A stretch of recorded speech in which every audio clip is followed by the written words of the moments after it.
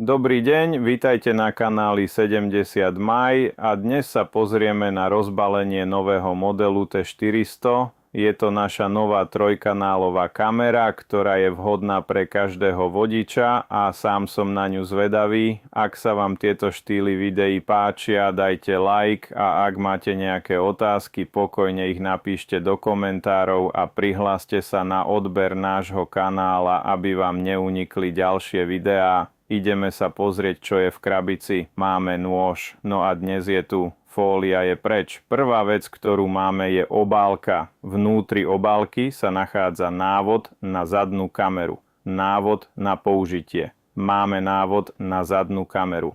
No a vo vnútri máme štandardný jednu náhradnú nálepku pre zadnú kameru. Elektrostatické listy pre zadnú kameru, 2 pre prednú kameru, zadný fotoaparát RC21, kábel pre zadnú kameru z USB-C a tu s kolíkmi, napájací kábel s odpojiteľnou zástrčkou USB-C samozrejme a USB-A pre napájanie. Máme aj adaptér USB s jednou zásuvkou pre 12-24 V ako štandard. A potom počúvajte, najdôležitejšia časť, ktorou je naša kamera. Tu s tlačidlami v spodnej časti, ktoré ju ovládajú s prepínačom. A tak tu máme prednú kameru, tu si myslím, že bude reproduktor, tu máme prepínače, ovládacie prvky a tu máme displej a zadnú kameru. Vyzerá to pekne, veľmi elegantné, malý.